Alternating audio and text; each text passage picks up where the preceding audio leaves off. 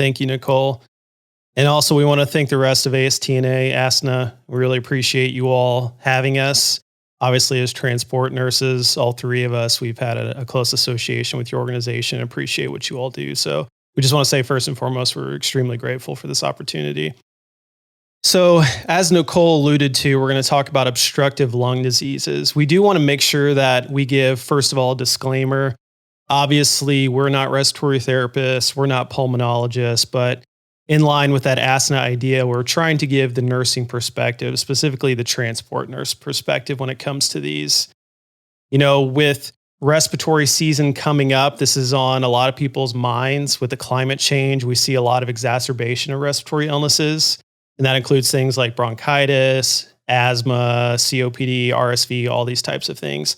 Obviously, we can't cover all of that in a 1-hour webinar, but we do want to focus in on those obstructive physiology diseases, so COPD and asthma.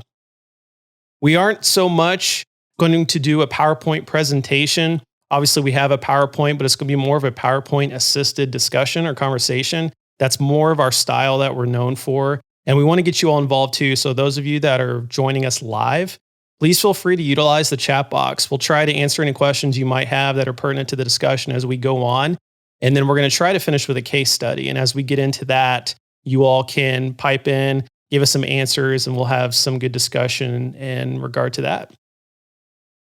So when we talk about obstructive lung diseases, the easiest way to really think about these, because there's sometimes some confusion about, is it reactive? Is it restrictive? Is it obstructive?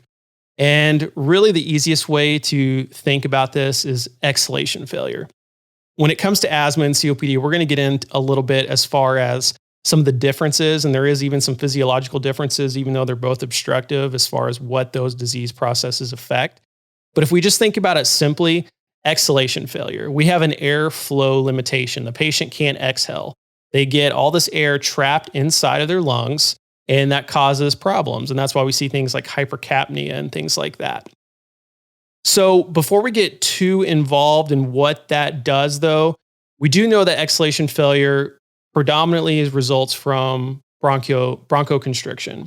And you'll see that that's kind of a common theme that ties these two things in together. But we're going to talk specifically and break down these separately as well, and then kind of tie it all together. And there's going to be a continuous theme of comparison between these two illnesses, because even though they're very similar, even in their treatments, again, there's a lot of variation.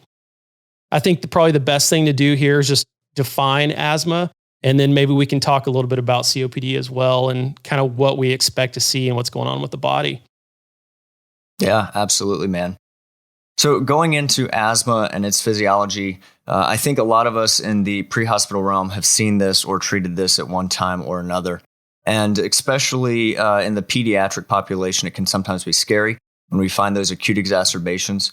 So with asthma, again, Mike mentioned it's exhalation or expiratory failure. Asthma specifically, what is occurring is this airway constriction and hyperresponsiveness of the bronchi. And so whereas when we get into COPD, we'll talk more about the lung tissue and how that's being involved. With asthma, it's more of an airway constriction, which causes an increase in mucus production, that airway obstruction, inflammation, and this cascade of events that it just begins to worsen on itself. And so understanding that that's what's happening, it's that inflammation of the bronchial mucosa, the spasms of the bronchial smooth muscles occlude and narrow the airways. And so then we'll let Bryan kind of talk about the differentiation between asthma and COPD. Bryan, how does it differ, COPD versus asthma? Well, I think the presentation is a little bit different. The typical patient population, when we think of asthma, we think of children a lot of times. Adults can have asthma as well, but the typical presentation is going to be a child or a young adult. Like you mentioned, reactive airway. So it may be because they came in contact with a substance. Maybe it's an allergen, maybe it's smoke, something like that, that triggered their asthma attack. With COPD, we think of adults. We think of typically over 40, typically they're smokers or they've had some type of an injury to their lung from a toxin.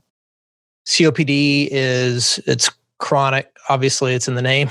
And it's largely irreversible. It's controllable. These patients, they deal with this pathology for the majority of their life. Yeah, I think that's a good point too. And that just alludes back to, as providers, getting a thorough history. And, does someone have a history of COPD? Have they had a history of asthma? If they're pediatric, do they use a nebulizer or inhaler or meter dose inhaler at home? Asking those questions. Obviously, if they're in an acute exacerbation of either one, they may not be able to communicate in full sentences. Ask care providers, ask family, get a thorough history. But at the same time, it's also important to not get tunnel vision. So just because someone has a history of COPD or a history of asthma, don't start chasing that rabbit down that hole and miss something else like an acute allergic reaction, right? So making sure we get good differential diagnosis is going to be important here. Especially with like with COPD too, these patients, they can have other things going on. Maybe they have pneumonia on top of a COPD exacerbation, or they can have pulmonary embolisms and other things too. So like you mentioned, you have to keep your differential wide for sure. Yeah, and that ties exactly in with what I was going to say too. A lot of times, even asthma and COPD can be related. A lot of times, people that develop COPD have a history of asthma, which is kind of interesting, even though asthma itself we kind of consider can be largely irreversible. A lot of times, pediatric patients who develop asthma later on in life, they don't have to deal with that. But COPD being a progressive illness already kind of predisposes them for that with that history of asthma, which is also kind of an interesting difference. Yeah, for sure. So treatment, I know we talked about treatment kind of varies, but it also has many similarities. So for asthma, that typical patient, when we come in and we have this, we'll say pediatric or teen child that's tripoding, you see this accessory muscle use, and maybe he or she's holding that inhaler, taking a puff every 30 seconds. And we're going down this hole of, okay, this is asthma. We've confirmed, we've done differentials. One of the things that I see throughout my career in EMS is this cascade of treating up into a certain point and then kind of stopping, right? We have our comfort zone of asthma treatment, and then we have the area where we're not so comfortable.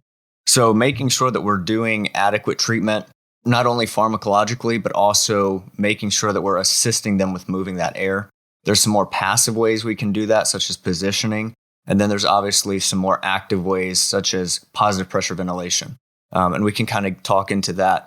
But let's start with just the basics here. So when we look at this slide here, we can see the similarities, right? Nebs, steroids, both of those are going to be very beneficial to these patients. But with asthma specifically, we're looking at albuterol, Atrovent, so a duo neb, as well as oxygen, right? We don't want to forget oxygen delivery. So with these nebs, this is something Mike pointed out, and I think it's really important when we look at the data and literature.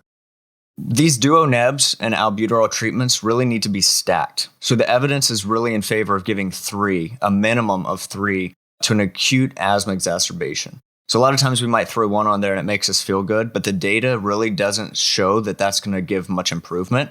Most improvement is seen when we are giving 3 back-to-back duo nebs. So I think that's really important to stress.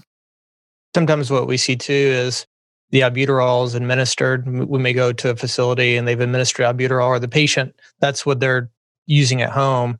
But the inhaled anticholinergic or the ipratropium, the Atrovent, however you refer that to, is important. It's affecting a different mechanism than the effect of albuterol. And we know that the mechanism of action is different. So by hitting it at 2 different angles, hopefully we'll see some improvement. Yeah, because if we think about how albuterol works, albuterol is a beta-2 agonist, so we're going to get that bronchodilation through that pathway. But then when you talk about these anticholinergic, well, what is an anticholinergic? It's something that blocks the parasympathetic nervous system. And you actually get this bronchomotor tone where we see this constriction through the parasympathetic system. It's a vaguely mediated response. So by giving that as well, you're causing bronchodilation in 2 different ways. So it's really important that you're giving that concomitantly with the albuterol, which again, you see missed a lot, which is a lot of times why patients are refractory to these breathing treatments. Right. That's a good point. And I think when we start going down the pathway of this severe chronic asthma patient who's now in status asthmaticus and looks like crap, this is where a lot of folks stop, right? We give the 3 duo nebs if we do that, Atrovent, we've got them on high flow oxygen, and now they're not doing well. They're hypercapnic, they're tripoding. And I've personally seen it where a lot of folks want to move to intubation, right? Okay, we're not getting any progress. This is scaring me. Maybe it's a kid. Kids can scare a lot of us. But this is where it stops. And I think that we owe it to our patient to continue down this cascade if possible. Again, there are some patients where this is going to be a rescue airway in a sense, but for the majority, we should have time to at least get a few other medications on board. Yeah, definitely. One thing I do want to hit on before we move on to steroids. Well, first of all, inhaled steroids is also another concept that can be discussed. But before we move on to these other treatments, a lot of times people aren't giving them back to back either, which is also, I think, an important aspect of this when we talk about back to back. A lot of times they may give one and then they kind of sit on the patient, see, are they going to respond? And then they'll wait a little bit and maybe start another one. But it's really important that we're giving these over 20 to 30 minutes. And then once the one completes, we start that subsequent dose over 20 to 30 minutes. And typically the dose ranges with the albuterol, it's 2.5 to 5 milligrams. I usually give the full 5. And then with the Atrovent, it's 0.5 milligrams. So 5 and 0.5. And you just mix those together, just if there's any confusion about how we administer that. To continue the discussion about nebs real quick too, is the continuous albuterol. That's kind of really the next step. And some, again, that may not be done. They may get the PRN doses or the first initial doses of their nebulizers, but that continuous albuterol has shown that it has a positive effect too. So that 15 milligram an hour dose of albuterol that just continues until that can be weaned off. Yeah, for sure. And that's normally a 15 milligram per hour dose, in case anyone was wondering. Yeah. And I think it's good to differentiate between back-to-back doses and stacked. So some programs out there are doing the 3 doses in one. They're just dumping them all in at one time, letting them run. That's another easy way to kind of leave and forget. So you can begin your next treatment plan of care. So that's doable as well. Everyone's protocols are different. And I'll use this time as a quick plug that everything we're going over is obviously found in the literature, but this doesn't replace your protocols or policies of your program. So yeah, I agree. It's kind of interesting as we're doing the comparisons here between asthma and COPD, because you'll see that a lot of the therapies are similar, but the efficacy of those therapies is where we kind of see a differentiation. And then as we move down to intubation and ventilation, we'll talk a little bit more about those wider differences as well. But a lot of this applies to COPD as well when we're talking about giving nebulizers, right? Yeah, absolutely. So with steroids, I think part of the fear, especially in a transport environment, is that there's a delay for the effect of steroids to take place, right? So we may not see that take place within our treatment, within our care window. So it may be prioritized low on the list. But really, I think that's an argument for giving steroids sooner than later, because the evidence does show that steroids are important in these both of these pathologies. So the sooner we can get it on board, then the longer time that patient has for that to begin to work on their airways and reduce the inflammation and that inflammatory cascade that's going on. Yeah, you talked about that inflammatory cascade, and that's a big part of our problem, that immune response that we're getting, that inflammation. And again, kind of doing comparisons between these, you'll see that with asthma, it's more of an eosinophil inflammation, those eosinophil white blood cells. And the reason that's important is those are the ones that really, when we're talking about allergens and a lot of the reaction we see with things like asthma, they tend to respond better to bronchodilators and steroids. Even though we give these in COPD is more of that neutrophil inflammation, even though we do see some eosinophil elevations in those patients. So even though we're administering these still in a COPD patient, trying to get that bronchodilation, this is where we start to see it's not always as effective with COPD. Right. And that goes back to your physiology of what's happening. Is this, an asthma where that direct smooth muscle relaxing is going to help, the bronchodilation, is that going to help move that air? Whereas in COPD, you do have some bronchoconstriction, but one of your main problems is more of the loss of elasticity of the lung tissue. And that's what's causing the air trapping. So it's not as efficacious, if you could say, for COPD, but it certainly still helps. And it's in the literature. There's data to support that. Yeah. And normally those doses, a lot of times you'll see a PO corticosteroid administered. If the patient doesn't have any concern for airway patency, that might be something they administer early. And that's usually dexamethasone, 0.6 milligrams per kilo. Or if it's an adult, you can just give 10. Or if you go to the IV route, which is a lot of times what we do when we're talking about the critical care transport realm. I know we don't carry dex, but we do carry solumedrol. And we'll just give 125 milligrams, or that's 2 milligrams per kilo for your kids. Awesome.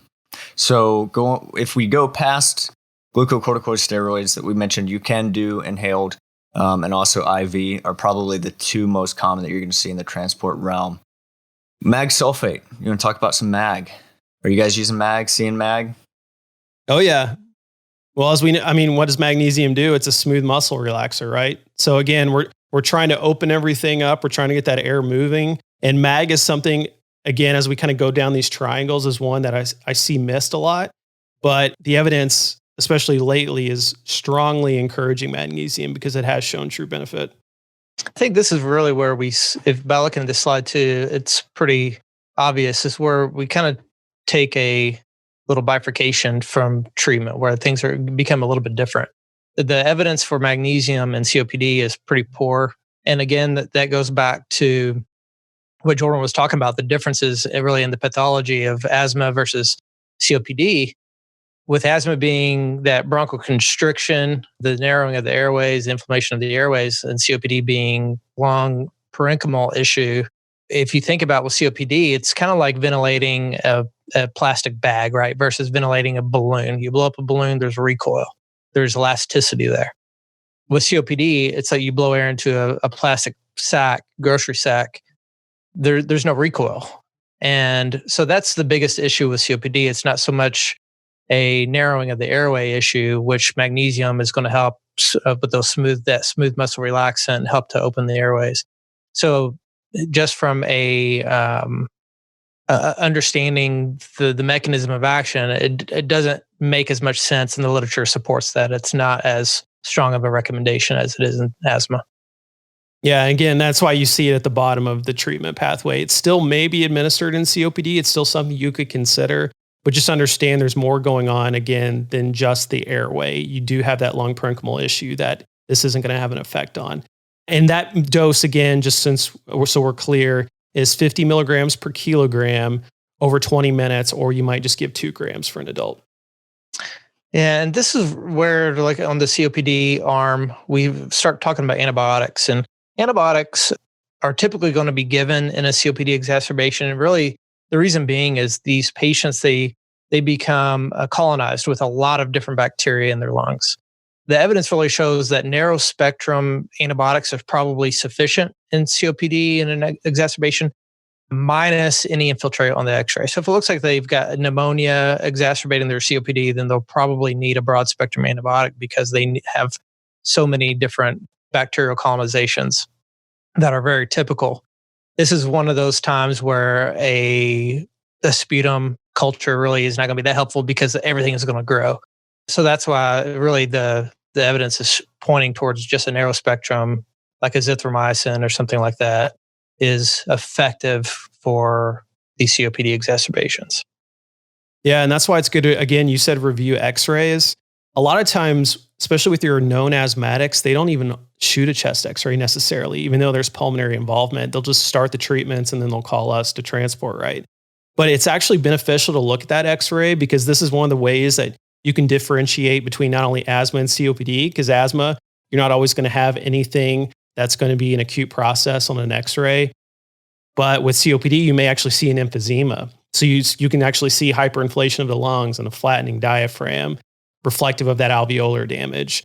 But you may also see pneumonia coupled with this. So that's another reason why it's good to review those. So when we go down the spectrum here, we see epi for asthma. And before we get into that, I do want to mention for anyone who did high risk OB transport, what we were talking about MAG, that's one way to remember it is obviously we give MAG. That's one of our first line of defense against babies and our high risk pregnant patients. So MAG is a smooth muscle relaxer. So obviously it's going to slow contractions. And it's kind of the same situation. We're giving it to these asthmatics to hopefully open up and relax their smooth muscles that are lining the bronchioles, which are ultimately what are constricting. So just a quick plug there for easy memorization. But yeah, epi, I think, is something that we're starting to see gain a lot more traction with programs and using epi for, again, its potent alpha and beta agonists, and it's an effective bronchodilator. There's different ways we can give it. There's that IM injection. We call it just the epi slug. We can also give it IV. And there's even some folks doing the more of a racemic type epi or the inhaled epi. What are you guys seeing? What are your thoughts on epi, and when are you giving it? Epi is another one, again, as we go down this pathway that I see missed all the time. It's like when we have a person who's had an allergic reaction and maybe they're showing anaphylaxis. People always think of epinephrine, but for whatever reason, they don't think of epinephrine with asthma. But it's the same mechanism. Like you said, that strong beta-2 agonist, that's going to give us huge bronchodilation, which is what these patients need, right? So I see this missed all the time, especially when you have a patient that you've gone down this pathway and they remain refractory, like they're still super tight, maybe you can't even auscultate wheezes, they're tripoding, they're obviously in distress.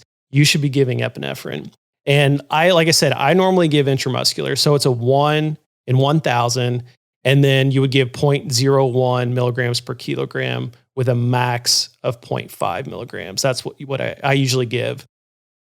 One of the things that I like about IM, it is going to be a little bit slower of an uptake, but it's going to be easily administered, right? So we have this crumping patient in the back of the helicopter or at the bedside. They're just not doing well. Obviously, if we're to the point of giving epi, we're kind of running out of rope here.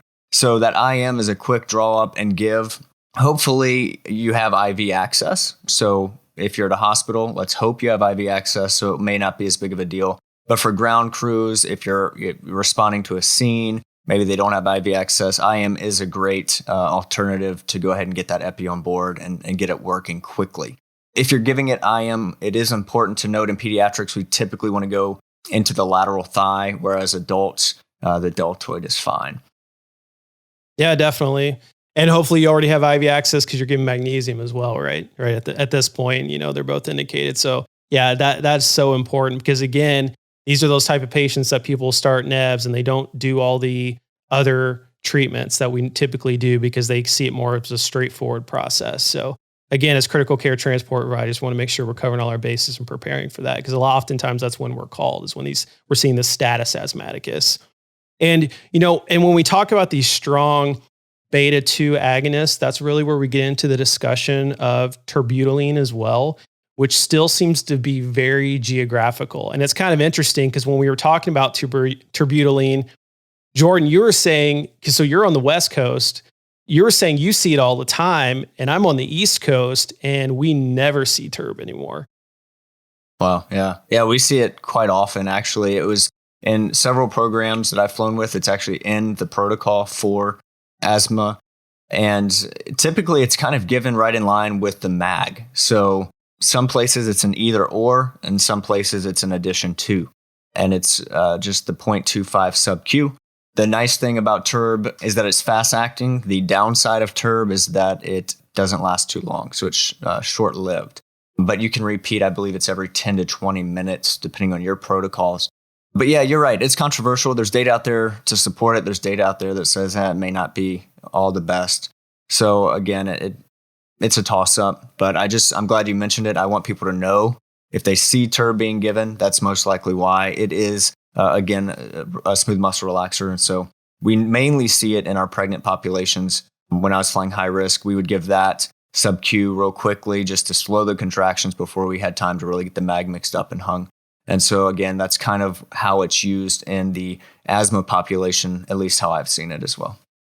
Yeah, again, when we're talking about it being a beta-2 agonist, a lot of the argument I see against terbutaline is we're already given epinephrine. And epinephrine obviously is going to be your huge slug of beta-2 agonism. So I think that a lot of people see it kind of as futile because you're already giving the epi. But again, I think it is definitely worth mentioning because obviously you're still seeing it a lot, even though we may not be. So that means a lot of other providers are going to run into it. So they kind of need to know why it's indicated and what it's doing. Yeah, and you mentioned the epi. I certainly would not hold off on epi in favor of terb by any means. I would certainly go towards the epi first. Cool. So when we look down this, now we go across to COPD and we're talking intubation at this point. And I think we can probably lump in intubation together on both sides. After the epi, we're looking more at a tube, and after your steroids and antibiotics, we're looking at a tube. I did want to point out that antibiotics on this paradigm here, are listed above intubation, that can be something that's more of a prophylactic treatment. It can be done after. That's just the way we put it in there to make them kind of line up. But certainly you're not going to use antibiotics as an immediate relief of symptoms such as a NEBS or ultimately intubation. So intubation is that scary thing, right? Intubation is the one thing that people always say when it comes to these patients, don't do it. It's like the last resort, intubate these patients, because we think about what the problem is. It's not an upper airway problem where plastic through the cords is going to fix what's going on. It's a lower airway problem. So intubating that patient is not going to do them a whole lot of good. And we'll talk a little bit more about preparing for that and respiratory failure. But I do think it's important that we talk about non-invasive as well, because non-invasive is something that we should definitely be trialing as we're moving down this pathway. Yeah, so non-invasive is really where we should be trying before we go to intubation with these patients. And non-invasive really has been shown to drastically improve both of these conditions and really buy us time and also to improve the situation. So if you think about really what's going on, these patients may be hypoxemic and they may also have a ventilation failure. And really that's, especially with asthma, these patients, they begin to tire out, right? Their ventilation becomes poor. Yes, while it is mostly an exhalation failure, they also then tire out. Their diaphragm becomes fatigued. They're not able to inhale either. So they need some positive pressure to help to ventilate these patients, buy us time for those medications to work. And I'm glad, Mike, that you mentioned the point of plastic between the cords isn't fixing anything, and it's not. So to jump to that early can be deleterious, and we really need to make sure that we are, doing this medication management first. Yeah. And something else to point out along those lines is I have seen even in ERs, that once they intubate the patient, they have this false sense of security where it's like, oh, I've got the tube now, everything's fine. It sucks that the other stuff didn't work, but we got the tube. And that's a really dangerous place to be. We need to make sure we are continuing to treat the actual underlying disease process of these patients. So to kind of piggyback on what Mike said, is that tube is not fixing the problem. In fact, if you're not careful with your vent strategy and your pharmacotherapy, you're going to make things worse for that patient. And so when we start talking about active versus passive respirations, we remember that inhalation is active, right? So we're contracting our diaphragm, we're decreasing the intrathoracic pressures, which is drawing air into our lungs. Exhalation is going to be passive. And that's why you see folks tripoding. You see them kind of doing what I call the crunches. They're trying to increase that pressure so that the air leaves their lungs. And so what happens when we take this airway from our patient is that now we're in charge of that. And it can be very difficult with a patient on a ventilator to get that air blown off. And so they're already hypercapnic, and you risk sending them into further respiratory acidosis. And then you just go down the spiral. And so we can get into vent strategies here in a moment, but I just want to make sure everyone knows it's pivotal that we continue to treat these patients, whether they're asthmatics or COPDers, and not just stop once we pass that tube. Yeah, definitely. And again, that's why we should consider non-invasive. There's a couple different ways, obviously, that we can administer non-invasive positive pressure. Two of the biggest ones are probably going to be BiPAP and CPAP, though there's an argument there that CPAP really isn't as beneficial, right? We really need BiPAP in these patients. Yeah. If you think about they're already auto-peeping, especially in asthmatics, right? So if we're only adding PEEP, which is CPAP, to these patients, the only argument in literature I've seen is that it might help brace open their airways, but then it still falls on them for pretty much all of their respiratory effort, whereas BiPAP's going to give them a bit more leverage. Right. CPAP has been shown to be beneficial. If that's all that you have, then by all means do it. And I think a lot of EMS in my area, they have the disposable CPAPs, and they'll bring them in on that, and it works. It does help because it's still helping with some inspiratory pressure also. So once they start to become fatigued and they're wearing out, that inspiratory flow, it does help with that. However, with BiPAP, you can just really tailor it to that patient. As Jordan mentioned, they're auto peeping already, so they already have that intrinsic peep. And when we talk about ventilation strategies, we'll touch on that as far as how we administer PEEP to these patients, because we have to be careful with that. You need to make sure that you're not adding more PEEP to what their intrinsic PEEP is. You really need to stay below that. But CPAP is shown to be effective. If that's all you have, I would use it. But BiPAP, absolutely, if you have the choice, that's where we would go. Yeah, and another popular adjunct, especially nowadays, is high-flow nasal cannula, and that's definitely another option we should consider. I did a whole high-flow nasal cannula talk recently, so please reference that on our website if you're curious about some of the details of that. But essentially, especially at our higher flow rates, the nice thing about high-flow nasal cannula is it still creates positive pressure for these patients. You also get direct flush out of the physiologic dead space of CO2 that we get, particularly in the upper airways because of a direct flow. And also you get humidification with high flow nasal cannula. A lot of times these high flow rates, high pressures are uncomfortable for patients, especially your pediatric population. So you can put them on high float. They get a little bit of that humidification to help relax the experience.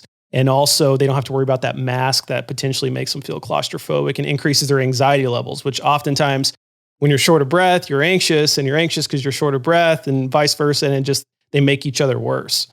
Yeah. It seems like high flow nasal cannula is definitely more advocated for in the asthma population. In the COPD population, it's really kind of a secondary option to BiPAP. If the patient doesn't tolerate it, then that may be something that they can try, that we can try if they're not tolerating the mask. But it's the data for it is not as robust as it is for BiPAP.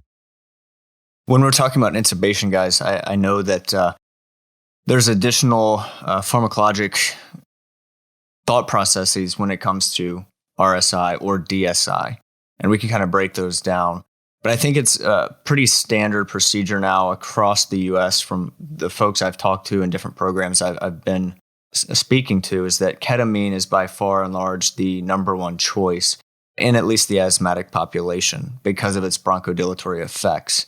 Are you guys seeing RSI and DSI, or is it still more leaning towards just the RSI for these patients?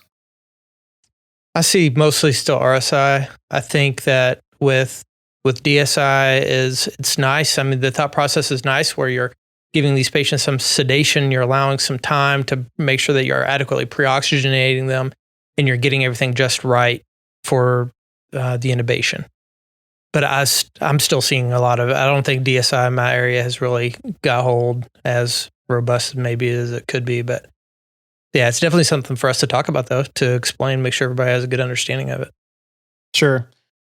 Well, and the other concern too, just when we're doing a general comparison, is obviously you're doing more of maintaining spontaneous respiration with DSI as well. A lot of times these patients, especially if they're significantly acidotic, and we can go down the rabbit hole of intubation, but when we're slugging these patients with a paralytic and potentially killing that compensatory mechanism, we can really see peri-intubation arrest. Yeah. So for those that maybe haven't heard of DSI, it's just the opposite of RSI. It's delayed sequence intubation. And typically that's just giving a sedative a bit earlier and holding off when you're paralytic for a while. And there's certain patient populations that really benefit from that, and asthmatics are one of them. And the reason I even thought of bringing this up is when Mike was saying that these patients can sometimes be their own worst enemy. And so when we give them, let's say, ketamine as a DSI induction agent, we allow them to relax and start taking their, more relaxed breaths. So with the asthmatic pathophysiology, we talked about airways being constricted and they're not being able to exhale. And one of the problems is if you think of trying to breathe through a straw, if you try to force air through that straw very quickly, you take a full breath and push, you're not going to get nearly as much. It's going to be much easier to breathe if you take a nice, long, drawn-out expiratory breath. So that's the idea between, or that differentiates RSI from DSI, is giving them time to have a proper exhalation phase. They relax the patient, and you can sometimes actually decrease their CO2. And remember, these patients are super, what's the word I'm looking for? Fragile. Because there's a lot of peri-intubation arrest on asthmatics if you look in the literature, simply because they're so acidotic by the time you're going to get that tube. A lot of times they're hypoxic.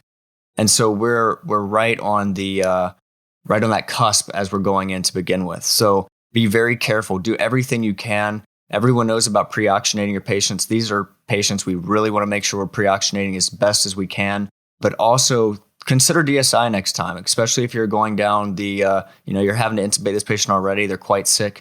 Think about giving a little ketamine, giving them time, pushing it nice and slow. You're not going to decrease the respiratory drive per data and see what happens. I've done it twice so far and I had really good results. In fact, one of them, we ended up not having to intubate. It was quite interesting. So they basically just stayed sedated on high flow nasal cannula and had better outcomes. So we do have some questions here. Is breathing a good alternative to epi? Yeah, we talked about that a little bit with breathing is terbutaline. So right. Yeah, we had that discussion. Essentially, both being beta 2 agonists, but we're proponents of just giving the full slug and give the epi.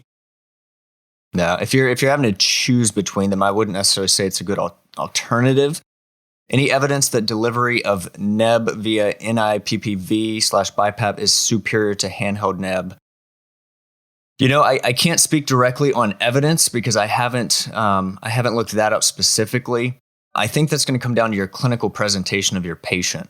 So if your patient is moving adequate air and they're able to take enough volume to support the delivery of the neb, then I think it's going to be fine to do a handheld neb. And we're talking neb here, not the MDI. But, non-invasive positive pressure, you can certainly put it in line to that as well. But as far as efficacy and data to support one over the other, I'm not aware of any. Are you guys? No, but as you said, if you're already having to give positive pressure, that doesn't mean we stop other treatments. Absolutely, right. You should be putting that in line. And I think some of the benefits of giving it in line is that a lot of ventilators, they will deliver the neb just on inhalation so that you're not wasting that medication that's being administered during exhalation and just going into the atmosphere. It's being kind of targeted during inhalation. I know the Hamilton T1 is one that does that. When you put this in line to your vent setup or your BiPAP setup, it's targeting the inhalation. So there may be some benefit from that. Yeah, just keep in mind when you are doing just inhalation-owned nebulizers through those pieces of equipment that it's going to take longer to administer. So Bryan had mentioned the Hamilton T1. That's usually at least 30 minutes for a standard nebulizer to be administered because of it doing it only through the inhalation phase. Yeah. So I'd like, if we can, we've got about 20 minutes left. I know we want to get the case study in. So I'd like to just kind of run through the pearls, if you will, of intubation and setup. Yeah, before we do vent setup, can we just talk a minute about ketamine? Because you did mention that. And I just want to make sure that, we talked about ketamine being administered through DSI, but even if you are RSIing, give ketamine for your induction. Why? Because it's a bronchodilator. Ketamine is a great induction agent choice for these patients. Yeah, so ketamine is definitely preferred.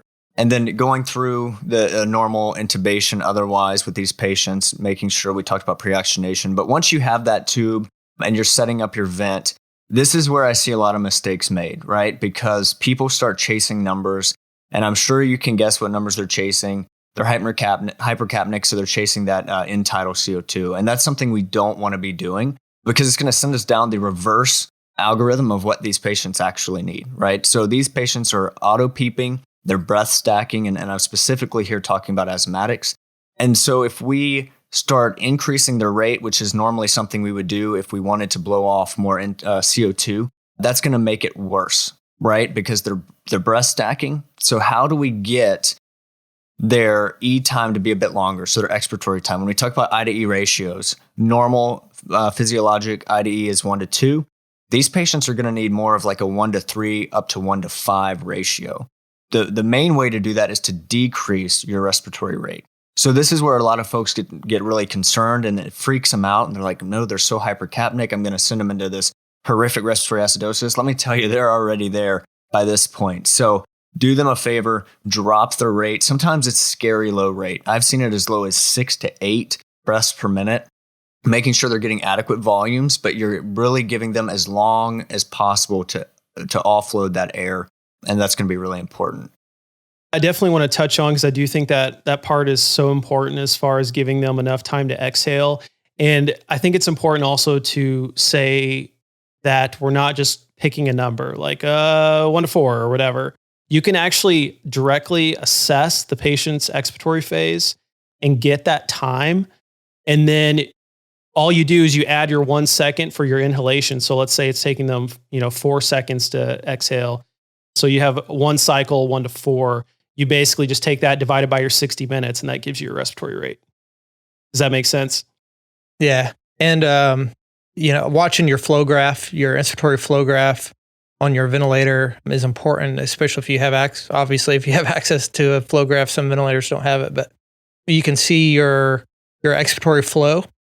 If you trigger an inhalation before the expiratory flow is stopped, before it reaches baseline, then you're breath stacking. So then you can tweak it based on that. You can also shorten your eye time, increase your inspiratory flow to make your eye time shorter. You have to be careful with your peak inspiratory pressures, obviously, with that. So you have to watch your peak inspiratory pressure, watch your exhale tidal volume, like you were alluding to, Jordan, that we have to make sure that our minute ventilation is somewhat adequate, the best that we can. And it's all kind of playing with it and figuring out what is best for that patient. With COPD, we're really targeting asthma, but COPD can be similar too. Some patients, we can get by with a faster rate with COPD. They may not need as much, but you can definitely run into this also. So if you see a patient and they're volume limiting, they're hitting their peak inspiratory alarm, and you need to be thinking about what's going on, and they're probably breath stacking, you need to reduce the rate. Again, don't chase your CO2. Yes, try to control your CO2 if you can, but don't chase it. Make sure that you are watching for breath stacking. Absolutely. Yeah, and that's why I was getting at the VTEs is, get your baseline VTEs, because it's a good time to get your VTEs with any asthmatic. The second I get that tube and they're on the vent, I try to have my vent ready if possible so I don't have to bag them. You're going to get a much more accurate VTE right off the bat, your first 3 breaths, because you have given them time. They're apneic. Hopefully their pressures are having some time to equalize. And then you get some good VTE baselines and then watch those. And if you start noticing that they're trending down, much like you would expect in like a pneumo, there's a few things we can do, right? Hopefully we're still continuing our pharmacological management. But if these patients start breath stacking, regardless of what you're able to do on the vent, there is one other treatment here, and it's called manual excursion. And so I thought it would be important to bring that up and mention that. So let's say you're flying along, your patient's VTEs are getting smaller and smaller, and you've maxed out your vent settings. This patient's just super sick. You actually can disconnect them from the vent at the tube. All right. Be very careful not to displace your tube, but then apply some pressure on their chest. So you're manually increasing intrathoracic pressures. You're helping them exhale, right? Because hopefully they're sedated. And then you can connect them back onto the vent. I've had patients where I've actually had to do that 5 or 6 times throughout a transport. And it does help. It does work. But that's a little tool to have kind of in your back pocket if stuff starts getting a little rough during that transport. Well, you got to think too about barotrauma and tension pneumothorax also. So if you start really seeing the patient go downhill, they could have had an iatrogenic problem, and we could have given them a pneumothorax. So we have to be mindful of that too. Yeah, barotrauma, especially in asthmatics, is going to be huge. They're already dynamically hyperinflated. So what about heliox, guys? Have you seen heliox? I just figured I'd bring it up. No, I've not seen it. So it's in the literature for sure. I'm sure our pediatric specialty teams with our RTs, I know that they'll do heliox. It's not something in the adult pediatric world that I've actually done, but I know it's definitely in the literature. Helium is a smaller molecule. The theory behind it is that the air can move in and out of the smaller constricted airways easier than room air mixture with oxygen. So it's, should improve the expiratory and inspiratory flow. Yeah, so heliox, as you can probably tell from the name, folks, is just helium and oxygen mixture. Same reason we use helium in our balloon pumps, right? It can be shuttled much quicker and faster. The same kind of principle applies when we're dealing with the respiratory system. And let's finish up with some of the other vent settings as well before we move on to the case study, because we did have, even amongst the 3 of us, we had some really good discussion as far as what are we putting these patients on? Are we doing volume? Are we doing pressure? Are we giving PEEP because they're auto peeping? Should we give ZEEP or zero PEEP? So there was some good back and forth. What are your all's thoughts? Yeah, I think we're used to the T1, the Hamilton vent, and it's got a pressure waveform, which is a good thing. I think the literature supports that decelerating flow versus the flat flow of a volume curve. So I think the literature is supportive of that pressure mode, or those pressure modes like PRVC, pressure regulated volume control. I'm right there with you. I think I really spent a lot of time last night digging through the literature and trying to find the most up-to-date stuff. And I found really good articles on both using pressure versus volume. So a lot of the evidence pushing towards the pressure was related to that decelerating flow pattern. And so if folks, if you aren't aware of when you're in pressure mode, the best way it's ever been explained to me when you have a decelerating flow pattern is that it's like when you go to the gas pump and you pay $10 for gas. What happens when you start getting to $9, right? It starts slowing down, knowing that it's about to reach its target goal. It's kind of the same principle is happening when the vent's delivering the breath. And so we can see why that would probably be beneficial in asthmatics because we're slowing that delivery. Granted, the other side says, well, it's not necessarily, if you're having PIP, inspiratory, your peak pressure issues, then yes, that's going to help with that. But the other side of the fence is saying, well, it's not so much getting air in, it's getting the air out. And so they're in support of volume simply due to the fact that of pressure issues, right? You can a bit more set a target goal and you can check your P-plats and all of that, which obviously we can go down a whole nother tangent here with volume versus pressure. I'm a pressure guy at heart for almost all of my patients, but I will say actually for asthmatics is one of the times I go volume. But to allude back to the question you originally asked, ZEEP or some PEEP, I always start them on about 3, right? The low end of normal. But I'm not against going to 0 of PEEP if they are breath stacking. But we saw an article that I pulled up that I think is important to mention is that it was talking about adding PEEP, not using 0 of PEEP, actually adding PEEP to help open the airways and overcome the extrinsic PEEP that these patients are breath stacking and auto PEEPing. And so again, that's where it gets really confusing is looking at literature. There's good data to support both sides. And so I think what's really going to come down to is each patient's different. Looking at how they're presenting clinically, look at their vent, look at their flow chart, see what their volumes they're pulling, what are they exhaling, and really customizing it to your patient. Because no asthmatic patient's going to be, a cookbook medicine here where you can just set the same settings. It's just not going to happen. I think what the literature does show is that you don't want to give a bunch of PEEP on these patients. This is not like your ARDS patient where you're cranking the PEEP up to 10, 12, 15. These patients, even though they may be hypoxemic, that's not what you want to do because you're going to make the situation worse because, like we mentioned, they do have exhalation failure. So I think I think we can say that pretty clearly. A little PEEP, the theory behind it is that it improves the ability for the patient to trigger an inhalation breath. Now, if these patients are paralyzed, especially right after the RSI, it's not going to matter. But what you don't want to do, you want to keep your PEEP below your intrinsic PEEP or your auto PEEP. What the patient is already doing, you want to try to keep your PEEP, some people will say below 80% of your intrinsic PEEP. You want to keep your extrinsic PEEP or the PEEP coming from the ventilator that we're giving them below 80% of that. So I think that's a good way of looking at it. 3 is probably a good place to start. Yeah. Yeah. If you get your PEEP too high, you're starting to run into driving pressure issues as well. And then you're going to have some oxygenation, ventilation issues. So I agree. Staying on the low end of normal is probably your best starting point for these patients once they're intubated. Awesome, guys. So we want to do a case study and use it as a review of everything that we've discussed. We're really encouraging participation. So if you all can, those that are joining us live, please join us also in the chat box.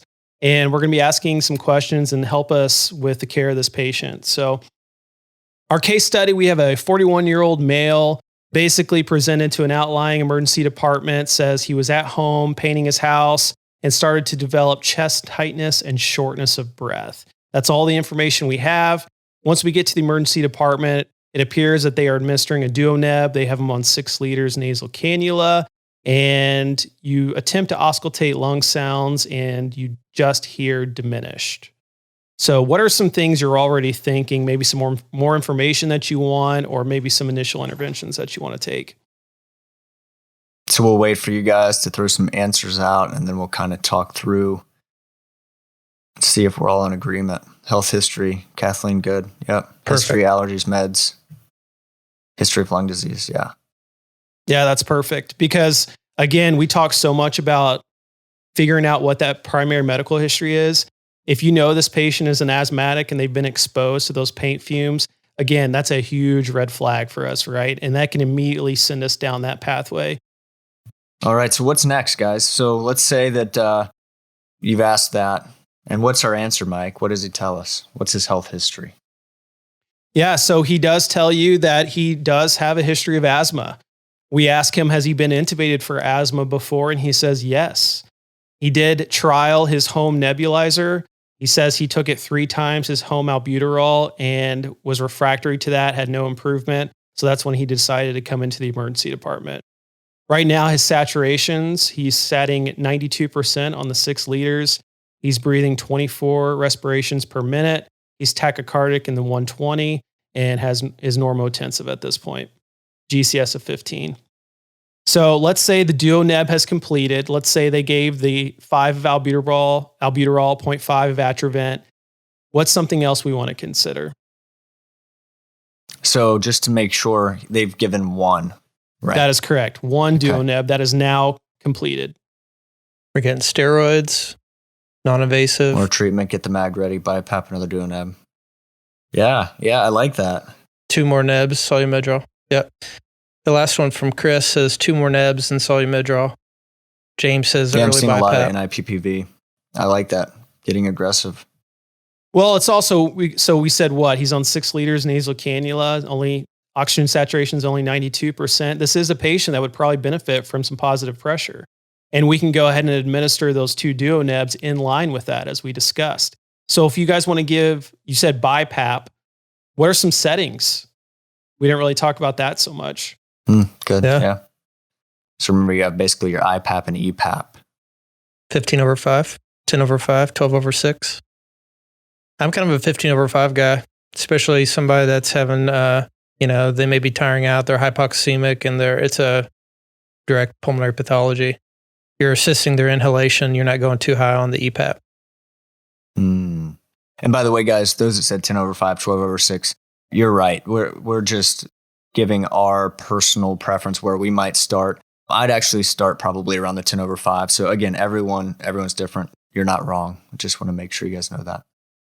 All right. So let's say we put the patient on 15/5 on BiPAP. Let's say we've initiated transport at this point, which we probably would. And let's say we complete our 2 duo nebs. Patient saturation is currently 94%. And let's say that even though we're giving that positive pressure, their inspiratory demand is still remaining high. They still seem to be in distress. Let's say the diminished lung sounds, you're now hearing expiratory wheezes, but now he is becoming somnolent. Somnolent. Clinical picture is that he is deteriorating, right? Michelle says improving lung sounds with expiratory wheezing. I think that actually could be potentially the case, right? So wheezes, the absence of wheezes can be worse than hearing wheezes. Yeah, I think people want to stereotype these patients and just assume they're going to hear audible wheezing. That's not always the case. They can be so tight that they're not moving any air. We are seeing that they're responding to the duo neb. This may be a patient we want to consider continuous at this point. Okay, sub-Q epi to start, intubation and mag. So Kathleen, would it be in that order? Intubation and mag, or would you do mag, go ahead and start mag and then be prepping to intubate? Yeah, somebody mentioned sub-Q epi. I think the data really suggests that IM is superior to sub-Q. Epi infusion is another way to go. The benefits of that versus the slug is that it's controllable. The patient starts having any side effect from the epinephrine, we can turn it off. So once they get the IM slug, you're not taking it out. So. Yeah, and remember what the cues we're looking for in respiratory failure in these patients. Notice I didn't give you an end tidal, but obviously that would be something great to initiate. But we're going to, again, tolerate hypercapnia in these patients. What we're really looking for is they're starting to develop that diaphragmatic fatigue. We talked about decreased LOC. This is really when we're starting to think about advanced airway. So let's say he's lethargic at this point. Let's say his respirations are decreasing. Let's say he's breathing 10 times per minute. He's lethargic. What is our next step? I think we had a right answer down here. Yeah. Okay. Start thinking epi, mag, prepare for intubation. Yeah, I like that, Grayson. And another quick tidbit, if you guys want to write this down, or we can try to throw it in an email if Nicole sends an email out after this. But a quick epi drip is something we're seeing too. I've seen it used around here on the West Coast, but it's basically just to help with cognitive offloading. It's easy, so it takes a lot of the guesswork out. You drop 1 milligram of epi in a 1 liter bag of saline. So that gives you a 1 mic per 1 mil concentration. So therefore, a 60 ml an hour infusion will give you 1 microgram a minute, if that makes sense. And so it's just a very easy, quick conversion.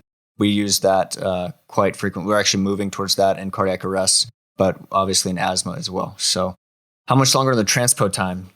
We've got 20 to 30 minutes left. So let's say we've determined that we want to intubate. What do you want to administer for induction, or how are you going to intubate this patient? Ketamine and rock. Yep. Ketamine. Good. I'm really surprised to see so many rocks. I like it. Ketamine and rock. Again, that's that DSI versus RSI discussion. This is probably a patient that I personally would RSI in my own practice. Ketamine and rocuronium, obviously good choices. We just want to remember that post-intubation sedation if we do go with that, because the rocuronium is going to last longer than the ketamine does. So having more ketamine, remember we can administer that for maintenance sedation as well and still get that bronchodilatory effect and get analgesic effect as well. Yeah, and Grayson says apneic oxygenation with high flow nasocania. Absolutely. We should be doing that on every intubation. So if you're not aware of what that is, basically high flow nasocannula while you're intubating, even during the apneic phase, because it will provide some passive oxygenation even during the apneic phase. So very good. And ramp the patient up as well, right? Yeah. Help with the breathing. I agree with the RSI with this patient, honestly, because they're not anxious. You know, it's not one that you're fighting him to pre-oxygenate him. He's somnolent, decreasing respiratory rate. You need to support him quick. What vent settings? So we were on 15/5 on the BiPAP. We've decided to intubate. Let's say we got the tube in and our partner was preparing the ventilator. What vent settings? Let's start with PEEP. What are you going to put the PEEP? Let's go there, because I know we'll probably start getting a ton of answers. PEEP 3 to 5-3. Okay. Yep, I agree. All right. And then obviously when we're looking at volume, if you're in volume mode and you're not doing pressure, we're going based off ideal body weight. So we haven't given you that. We won't worry about that. But everyone knows how to make that conversion, hopefully. What about your I to E time? What are you going to be aiming for? Do you want any more information? Yeah. 1 to 3.5, 1 to 4, 1 to 4.5. Yeah, Tracy. Yeah. 1 to 4. So yeah, that is a good starting point. Yeah. And then like Mike mentioned, trying to assess your expiratory time, I think is important. What are your thoughts on 1 to 1 and when, if we would go there? Are you talking about an I to E, Michelle, of 1 to 1? Yes. Okay. I mean, the only time I personally, I can't speak for Mike and Bryan, the only time I would start looking at that is more when we're talking about a reverse I to E. And that's almost getting into like an APRV situation. Really poor lung compliance, ARDS might get a bit more that direction. 1 to 1, personally, I haven't seen or really heard much about. Well, and you're not giving that patient enough time to offload that air. They need that expiratory phase. That's what we highlighted so much, that they need time to exhale off that CO2. So this is a patient you're going to go the other way with, where you want those longer exhalation times.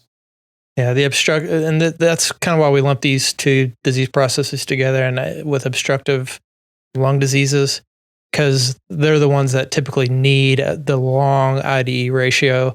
Your other pathologies like your ARDS, pneumonias, where they're refractory hypoxemic without really the exhalation issues, can definitely get by with short IDE or reverse IE. And remember what we said, the intubation and the ventilation isn't necessarily going to fix this patient. Continuing that albuterol we talked about would be, if your magnesium is still running, those are all things that we're assuming are going to be concomitant with this. So just don't forget that.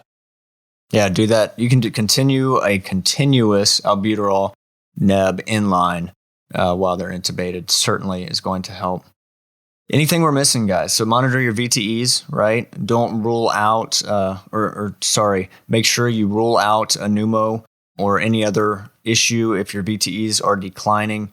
If you do have lung sounds on both sides, try that manual excursion. Sometimes that can help offload that extra air trapping. We talked about your I to E. We talked about PEEP, FiO2, obviously. Whenever we're intubating, we're going to start them out at 1.0 or 100%. We can titrate down. We're aiming for 93% or above still with these patients. Just remember in title, we're not chasing that number. It's going to be kind of crazy, but we know that we're going to improve that number best with managing the respirations and exhalation time. We really appreciate you all joining us. This has been a great experience. Again, we want to thank ASTNA for allowing us to take over the platform. Really hope this was beneficial for you all.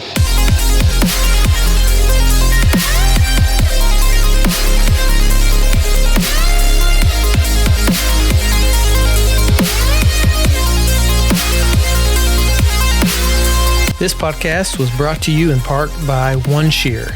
Check out erlifeapparel.com for everything from patches, apparel, and of course the amazing One Shear trauma shears.